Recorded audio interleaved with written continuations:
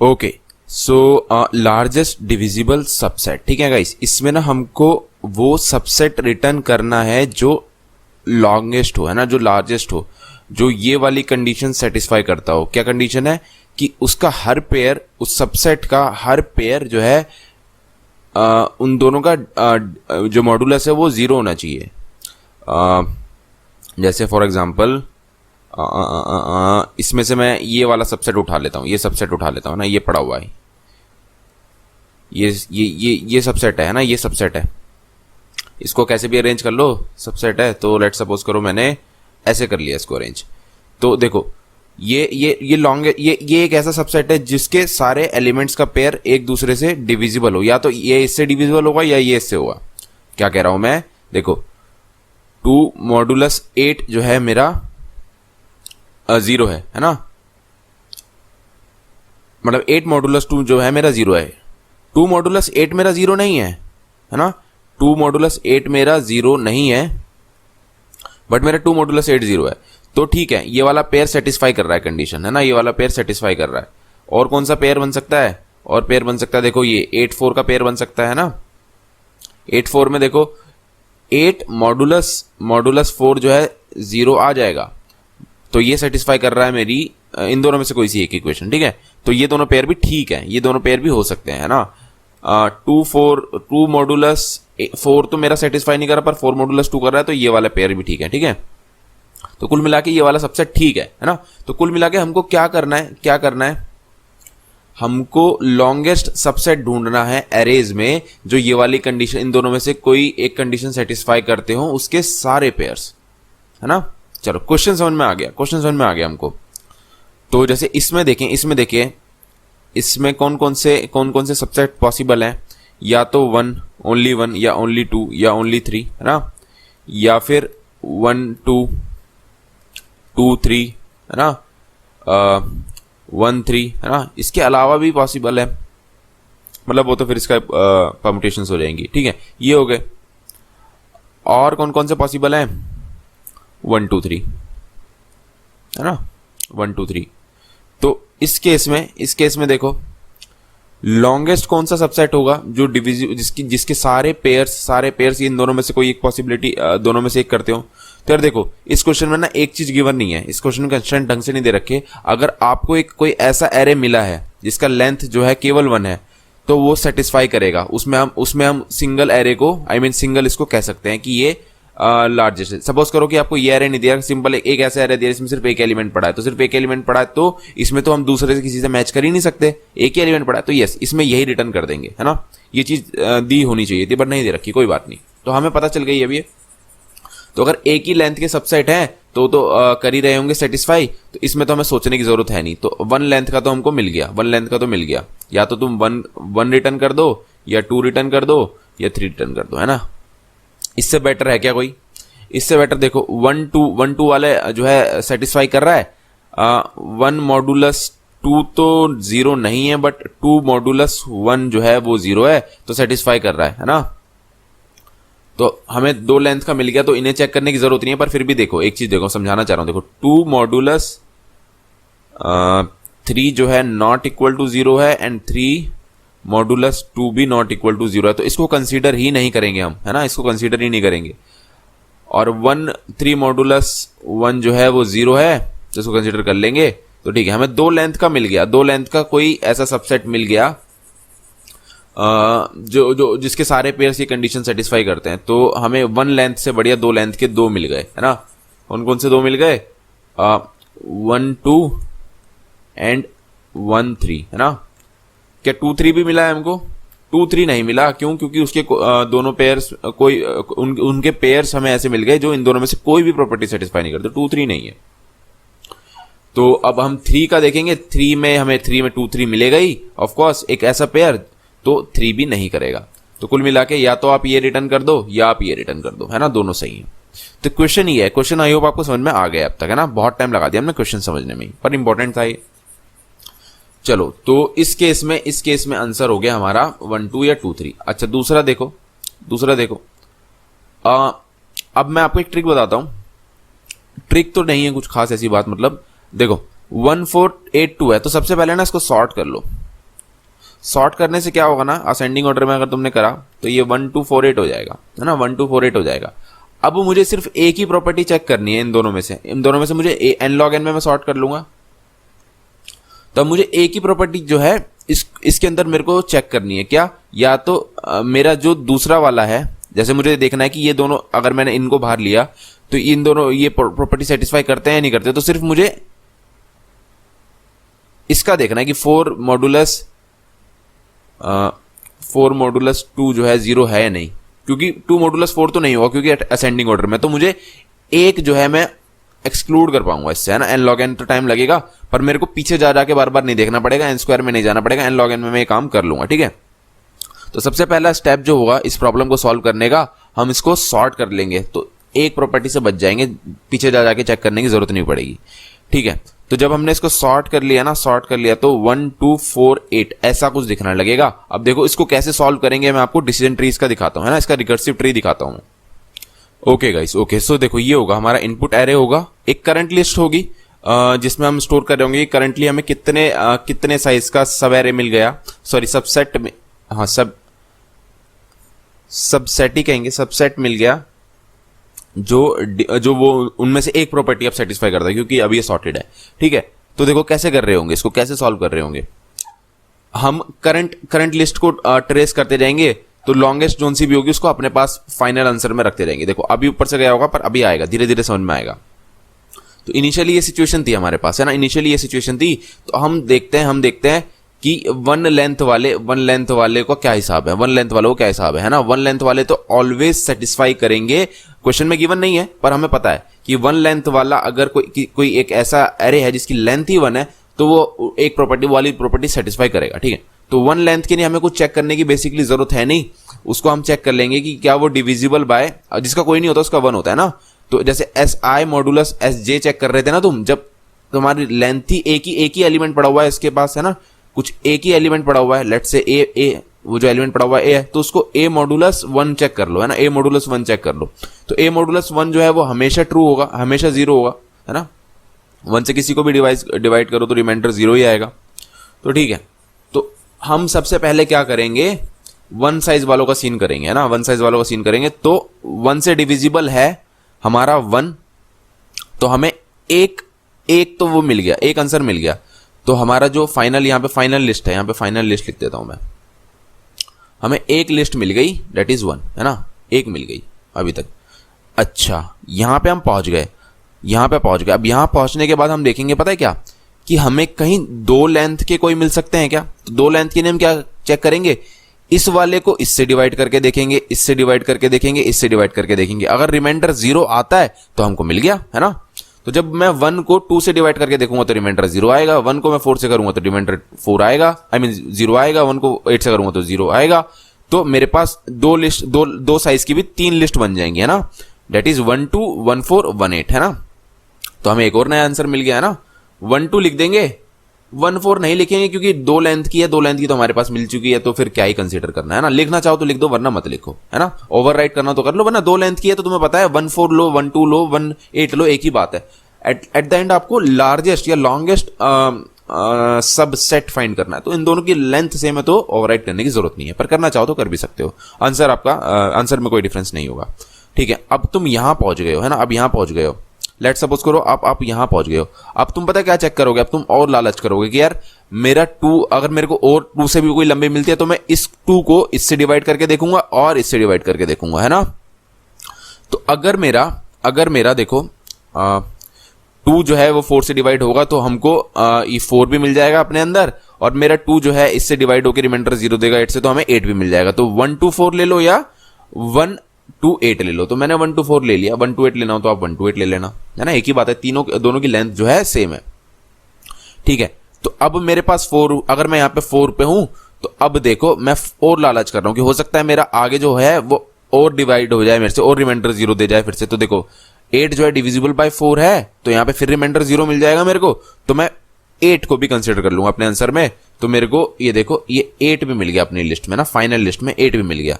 अच्छा, अब मेरे पास कोई एलिमेंट बचा नहीं यहां पे, तो मैं यहां से कर जाऊंगा बैक ट्रैक, है ना, यहां से मैं कर गया बैक ट्रैक। या बेस केस मान लो उसको, है ना, कुछ भी मान लो। तो यहां से मैं वापस गया, वेट अ सेकेंड, ओके, यहां से मैं वापस गया, है ना, ओके, अब यहां से वापस गया, सॉरी, हाँ यहां से वापस गया, तो बैक ट्रैक करते करते मैं वापस आया। अब मैं देख रहा हूं कि अगर यार मैं इस 4 को नहीं लेता, अगर मैं इस 4 को नहीं लेता, इस 8 को ले लेता, है ना, मेरा 4 को नहीं लेता, मेरा, मैं 8 के साथ भी तो डिविजिबल हूं, तो इधर वाली ब्रांच में देखते हैं मेरे को कोई बेटर आंसर मिलता है क्या। तो इधर वाली ब्रांच में जाके देखते हैं हम, मेरे को 8 मिल गया, है ना, 8 मिल गया, 8 मिल गया, आगे मेरा 1 2 8 हुआ, तो ये इससे ज्यादा तो है नहीं, तो मैं वो कर जाऊंगा, बैक ट्रैक कर जाऊंगा। अच्छा देखो, करंट वाले जो है ये लिस्ट होगी हमारे पास, तो बाय रेफरेंस होगी, तो इसको आपको एक एक रिमूव भी करते जाना है। जैसे आप बैक ट्रैक करोगे तो आपको लास्ट वाले को रिमूव करना है, जैसे बैक ट्रैक करोगे लास्ट वाले को रिमूव करना है, फिर आप इसमें ऐड करोगे तो 2 के बाद 8 आएगा, है ना, ऐसे रिमूव भी करते जाना है। कोड देखोगे आसानी समझ में आएगा वैसे, ठीक है। तो यहां से आपने कर लिया, यहां से बैक ट्रैक हुए, यहां पे पहुंच गए, आपके पास 1 है ओनली अब, है ना, यहां से आपने 2 को भी हटा दिया, फिर यहां से 8 को हटा दिया होगा, ठीक है, कुछ ऐसा चल रहा है। अब आप क्या कह रहे हो कि यार मैं 1 से मैंने 2 को नहीं लिया, अब मैं 4 को लेता हूं तो 1 4, है ना, ऐसे कर करके आप बनाए चले जाओगे और आपको फाइनली यहीं पे मिल जाएगा, है ना। ये मैंने टेस्ट केस ही ऐसा लिया है, लेट सपोज करो आपको, है ना, टेस्ट केस मिलता है कुछ ऐसा 3 7 14 28, सॉर्ट करने के बाद कुछ ऐसा हो जाता है, तो उस केस में आपका जो ये है यहाँ पे कट हो जाएगा और यहाँ पे लंबा ब्रांच बन रही होगी, है ना। ये खुद करके देखना, इस केस का डिसीजन ट्री खुद बना के देखना, इस केस का रिकर्सिव ट्री खुद बना के देखना, तो आपको पहली बार में आंसर नहीं मिलेगा, आगे जाके मिल जाएगा आंसर, है ना, ठीक है। तो ये रिकर्जन आप करते जाओगे, करंट लिस्ट को आप बार बार चेक करे जाओगे, फाइनली आपको यहाँ पे इससे मैच करे जाओगे। अगर आपकी फाइनल लिस्ट जो है बड़ी है, जो करंट लिस्ट है फाइनल लिस्ट से बड़ी है, तो उस केस में अपडेट कर दो, एल्स अपनी फाइनल लिस्ट को अपने पास रखो और फाइनली फाइनल लिस्ट रिटर्न कर दो, ठीक है। इसे कोड दिखाता हूं और आसानी समझ में आएगा आपको। ओके गाइस, तो ये इसका कोड है। ओके गाइस, तो ये देखो, है ना, ये आपको मिलेगा, इसमें आपको लिस्ट एरे मिलेगा, उसको सबसे पहले सॉर्ट कर लो, है ना, सॉर्ट कर लो। ये आपका ये रेस्ट जो है ये फाइनल लिस्ट है जो मैंने आपको बताई थी अभी, ठीक है। तो ये हेल्पर फंक्शन रिकर्सिव फंक्शन होगा जिसके थ्रू आप सॉल्व कर रहे होगे। इसमें ये एरे डाल दो, इनिशियली पॉइंटर डाल दो 0 और ये करंट लिस्ट डाल दो, इनिशियली एक नया इनिशियलाइज करके डाल दो ऑब्जेक्ट, है ना, करंट लिस्ट का ये रहा, ठीक है। और यहाँ पे डाल दो 1 मतलब अभी प्रीवियस 1 है, आप शुरू में सबको 1 से डिवाइड करके देखोगे ना। पहला केस तो ये होगा ना, आप सिंगल वाले एलिमेंट्स को ट्रीट करोगे तो उसमें सबको 1 से ही डिवाइड करोगे ना, क्योंकि इसको तो किसी को डिवाइड करने के लिए कोई है नहीं आपके पास, ठीक है। तो अगर आपके पास जो आपकी करंट लिस्ट का साइज है वो आपके फाइनल लिस्ट के साइज से बड़ा है, तो अपने फाइनल लिस्ट में करंट वाले को कॉपी मार दो, है ना, अपने फाइनल लिस्ट में करंट वाले को कॉपी मार दो। नहीं है तो फिर अपना करंट लिस्ट को अपडेट करे जाओ, वो तो आप करना ही है, मतलब करंट लिस्ट को तो अपडेट करना ही है। तो क्या करना है, i इक्वल टू इंडेक्स 0 से लेके वहां तक चलाना है, नम्स डॉट लेंथ तक, और चेक करते रहना है। अगर वो डिविजिबल है, अगर आप प्रीवियस वाले से जस्ट डिविजिबल है वो, दैट मींस रिमाइंडर 0 आ रहा है, तो उसको ऐड कर दो अपने करंट लिस्ट में और रिकर्सिव कॉल लगाए जाओ। नेक्स्ट टाइम कहां से लगाओगे, i+1 से लगाओगे, है ना। देखो यहां पे पहले i इक्वल टू 0 तो नेक्स्ट कहां से लगाई तुमने, 1 से, है ना।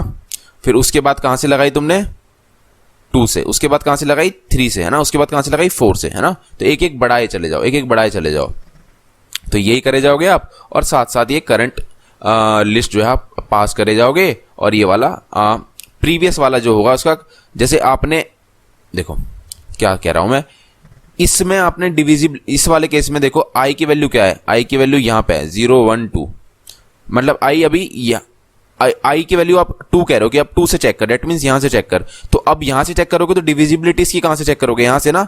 तो अगर आप i 2 पास कर रहे हो तो डिविजिबिलिटी i इक्वल टू 1 वाले से पास करोगे ना। तो यही मैं यहां कर रहा हूं, है ना, 2 पास, i+1 पास कर रहा हूं, तो नम्स ऑफ i से डिविजिबिलिटी, डेट मींस प्रीवियस वाला नम्स i लूंगा मैं, है ना। उसके बाद जब आपका ये सब हो जाएगा रिकर्जन, तो उसके बाद एंड में आपको क्या करना है, सारी रिकर्सिव कॉल्स हो गई आपकी, तो एंड में आपको बैक ट्रैक करना है, और बैक ट्रैक के साथ साथ आपको रिमूव भी करना है लास्ट एलिमेंट, सो डेट वो हमारी जो उसमें वो है वो ना होते रहे, आई मीन कॉपी ना होते रहे। अगर आप इसको रिमूव ना करोगे ना तो यहाँ पे जैसे लिस्ट बन गई आपकी 1 2 4 8 है ना, अगर आपने सपोज करो 8 रिमूव नहीं करा तो ये वापस जाएगा, करंट तो अभी भी इसी को पॉइंट कर रहा है, तो ये वापस गया है ना, ये वापस गया यहां से। फिर उसके बाद इसने डाल दिया किसको, 8 को डाल देगा आई गेस दोबारा से, है ना, एक सेकेंड, 8 को नहीं, यस 8 को ही डाल देगा दोबारा, 8 को डाल देगा, फिर ये वापस जाओगे तुम, है ना, अब की बार 4 को डाल देगा, है ना, फिर उसके बाद फिर 8 को डाल देगा, ऐसे लंबी होती जाएगी आपकी। तो आपको साथ के साथ रिमूव भी करना होगा, है ना, लास्ट एलिमेंट जैसे इसमें दिख रहा है वैसे ही आपको दिखाना, वैसे ही आपको बनानी भी होगी ना, तो रिमूव भी साथ साथ लास्ट वाला करते जाना होगा, ठीक है। तो ये चीज आप कर लोगे। तो यही था इसका सिंपल सा कोड, ठीक है, ये समझ में आ गया। बात यह है कि इसको हम ऑप्टिमाइज कैसे कर सकते हैं ना, मैं ऑप्टिमाइज दिखाता हूं आपको इसको कैसे कर सकते हैं हम लोग। इसको थोड़ा सा क्लियर कर दूं फिर दिखाता हूं। ओके गाइस, तो देखो जुगाड़ देखो इसको ऑप्टिमाइज करने का प्रॉब्लम को, ठीक है। हम यहां पे पहुंचे, हमने इतना काम कर लिया, सपोज करो देखो कितना काम कर लिया, मतलब यहां से देखो i इक्वल टू 0 का मतलब क्या है, जब i इक्वल टू 0 होगा, i इक्वल टू 0 होगा तो 0 लेंथ या फिर 1 लेंथ का मैंने ये i इक्वल टू 0 मेरा कहां पे है, देखो i इक्वल टू 0 मेरा यहां पे है, यहां पे है, यहां पे है, यहां पे है। ये i इक्वल टू 4 तो मैं आगे पास कर रहा हूं, i इक्वल टू 3 आगे, i equal to 2, i equal to 1 आगे पास कर रहा हूं, पर i इक्वल टू 0 है मेरा यहां पे, ठीक है। अच्छा, तो डेट मीन्स या फिर चलो छोड़ो, इसी वाले i के बेसिस पे, इसी वाले i के बेसिस पे करते हैं इसको, इसी वाले i के बेसिस पे करते हैं। तो देखो एक चीज देखो, जब मेरा i इक्वल टू 2 था, i इक्वल टू 2 था, तो मेरी करंट लिस्ट की लेंथ जो है वो 2 थी, करंट लिस्ट की लेंथ मेरी 2 थी, है ना। और आगे मुझे इसका सॉल्व करना था bye checking divisibility by this, ठीक है। जो भी आंसर आएगा वो मेरी इस वाली करंट वाली लिस्ट में ऐड होगा।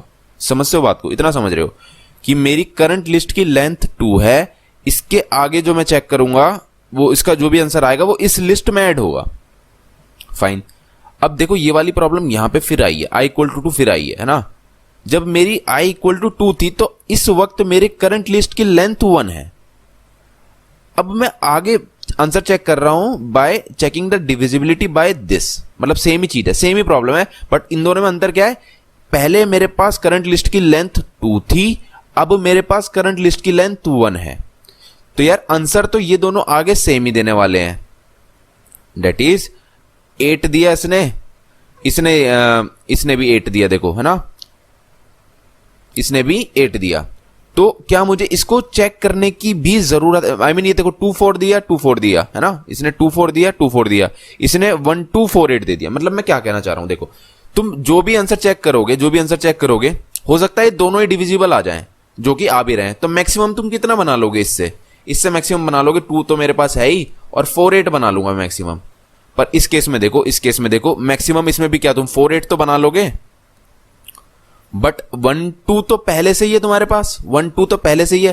तो इस केस में ये वाली चीज पहले से ही है, इस वाले केस में ये वाली चीज पहले से है। तो यार इधर हमारे पास पहले से ही जब ज्यादा है और हमें लॉन्गेस्ट ढूंढना है, तो हम इसको क्यों ही करें चेक, इसको क्यों ही करें। अगर हमने इसका आंसर एक बार स्टोर करके यहां पर रख लिया होता कि यार i इक्वल टू 2 के केस में मैंने अपना आंसर यहां पर रख लिया होता स्टोर करके, तो मैं तो इसको यूज ही ना करूं ना, क्योंकि मैक्सिमम तो मेरे को इससे मिलेगी, इससे थोड़ी मिलेगी, क्योंकि यहां पे मेरी करंट लिस्ट की लेंथ 2 है, यहां पे 1 है। तो करंट लिस्ट की लेंथ के बेसिस पे हम इसको ऑप्टिमाइज कर सकते हैं। मैं इसको एग्जैक्टली मेमोराइजेशन नहीं कहूंगा, बट हाँ कुछ एक तरीके का ये ऑप्टिमाइजेशन समझो। करंट लिस्ट की लेंथ यहाँ पे 2 है और यहाँ पे 1 है, तो मेरे को अब इसे इसको ही नहीं करना चाहिए। सेम प्रॉब्लम आई है तो मेरे को इसको आगे नहीं करना चाहिए, तो उसके लिए मैं ये वाला एरे बना लूंगा, इसके बेस पे जैसे मेमोराइजेशन बनाते हैं, इसके बेस पे हम इसको ऑप्टिमाइज करेंगे। देखो इसको कैसे यूज करेंगे, इस वाले में करंट लिस्ट की आई के करस्पॉन्डिंग करंट लिस्ट की ये सारे आईज हैं और करंट लिस्ट की लेंथ लिखेंगे, यहाँ पे करंट लिस्ट की लेंथ लिखेंगे। तो जब मेरा आई इक्वल टू 2 हुआ था एक बार यहाँ पे, तो करंट लिस्ट की लेंथ मेरी 2 थी, तो मैंने यहाँ पे 2 लिख दिया। अब जब मेरा आई दोबारा से यहाँ पे 2 हो रहा है, तो यहाँ पे मेरी करंट लिस्ट की लेंथ 1 आ रही है, तो मैं चेक करूंगा यार मेरी करंट लिस्ट की लेंथ इस बार 1 आ रही है आई इक्वल टू 2 पे। जब पहले आई इक्वल टू 2 था तब 2 थी, तो मुझे यहाँ पे चेक ही नहीं करना चाहिए, मेरे को इसका जो पहले आंसर मैंने निकाला था वही रिटर्न कर देना चाहिए। तो पहले मेरे पास जो आंसर था वो मैंने ऑलरेडी यहाँ पे कर रखा होगा, तो उसको रिटर्न कुछ नहीं करना। हमने अपनी फाइनल लिस्ट अपडेट कर रखी है। तो मुझे जस्ट यही चेक करना है कि करंट लिस्ट के आई के करस्पॉन्डिंग करंट लिस्ट की लेंथ अगर ज्यादा है पहले से पड़ी हुई, तो मैं इसको आगे सॉल्व नहीं करूंगा, इस वाले ट्री को, इस वाले रिकर्जन को आगे सॉल्व नहीं करूंगा। तो ऐसे करके हम बहुत सारी अपनी प्रॉब्लम को ऑप्टिमाइज कर सकते हैं। तो इसका फटाफट से कोड देख लेते हैं, आपको और आसानी से समझ में आ जाएगा। ओके गाइस, तो देखो इसमें मैंने ये वाला एरे बना लिया, जो nums डॉट लेंथ के साइज का होगा। इनिशियली सब में -1 डाल दिया, ठीक है। अच्छा, तो देखो अब यहां पे मैंने ये एक्स्ट्रा चीज और लगा दी। क्या? अगर देखो करंट लिस्ट का साइज जो है ग्रेटर देन होगा मेरे इस मीम्स ऑफ आई से, तो ही मैं क्या करूंगा, इसको अपडेट करूंगा, तो ही मैं आगे कॉल्स लगाऊंगा, है ना, तो ही मैं आगे कॉल्स लगाऊंगा। और साथ साथ अगर ये इससे ज्यादा है तो मुझे ऑफ कोर्स इसको डाल भी देना चाहिए मेरे मीम्स ऑफ आई में करंट साइज को, सो दैट आगे अगर कोई इससे छोटा है तो मैं आगे कॉल्स ना लगाऊं, ठीक है। और फिर मैं इसको सिंपल अपना वही रिकर्जन वाला काम करे चले जाऊंगा, ठीक है। ये तो आगे फिर सेम ही है, तो बस इसको ऐसे यूज करके हम इसको थोड़ा ऑप्टिमाइज कर सकते हैं, ठीक है। तो आई होप आपको ये प्रॉब्लम समझ में आई होगी और ये अजीब सी अप्रोच और इसका कोड भी। तो इस वीडियो में इतना ही guys, thank you so much for watching.